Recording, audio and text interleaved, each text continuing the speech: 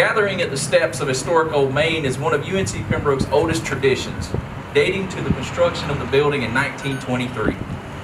Posing on the steps of UNC Pembroke's most iconic building to take a photo after graduating from the institution is a tradition we share as members of Brave Nation. As we gather on the oldest part of campus, we're flanked by landmarks which serve as memorials to the institution's history. Today we meet to celebrate the event that made these traditions possible, the founding of Croatan Normal School 135 years ago on March 7, 1887. Established with the singular purpose to train Lumbee Indians to be teachers, the school evolved into a four-year university and constituent institution of the University of North Carolina. Opening with 15 students and one teacher in the spring of 1888, UNC Pembroke today serves a diverse campus of more than 8,300 students and has over 30,000 living alumni. Yes, today is a great day to be a member of Brave Nation. In 1887, 7 American Indian men were selected to serve on UNC Pembroke's first Board of Trustees.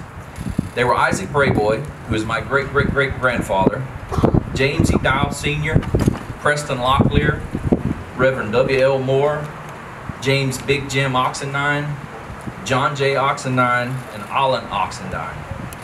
Moore would serve as the institution's first principal and teacher. We're assembled here on the steps of Old Main to celebrate Founders Day and to honor the contributions of the 7 founders whose vision continues to change lives through education. It is an honor to stand here on what is considered a sacred place for our people.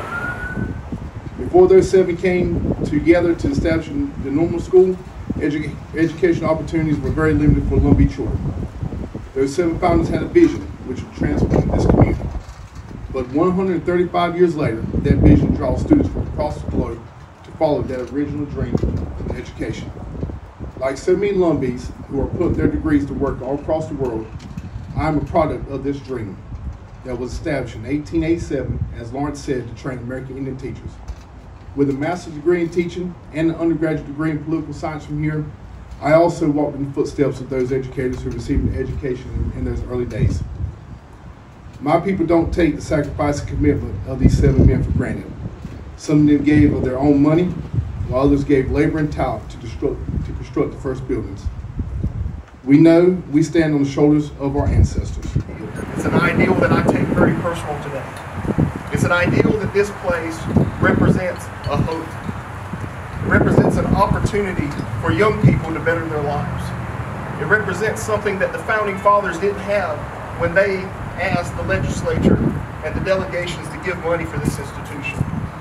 It represented an opportunity for them to have something that their children could benefit from, which is a better future. And I can only imagine as the Oxendine families and the Brayboy families, how proud they would be of the many graduates that come from here. But Founders Day is about bringing our community together. It's about remembering our story, to honor the promise that this place represents, and to recognize the shared responsibility. And as Chanting said, as the chair said, the shared responsibility of this community, this region, this town, our tribe, in upholding the mission that was started 135 years old, years ago, to change lives using education.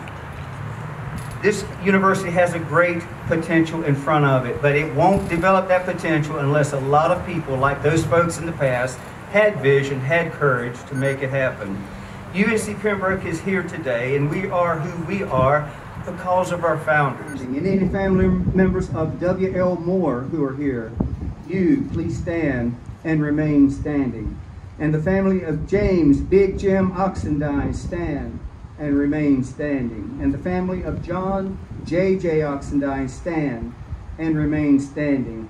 And finally, the family of Olin Oxendine, stand and remain standing. Without the vision, the courage of your forefathers and our founders, UNC Pembroke absolutely would not exist as it does today, and would not have changed the thousands and thousands of lives that have been impacted since 1887.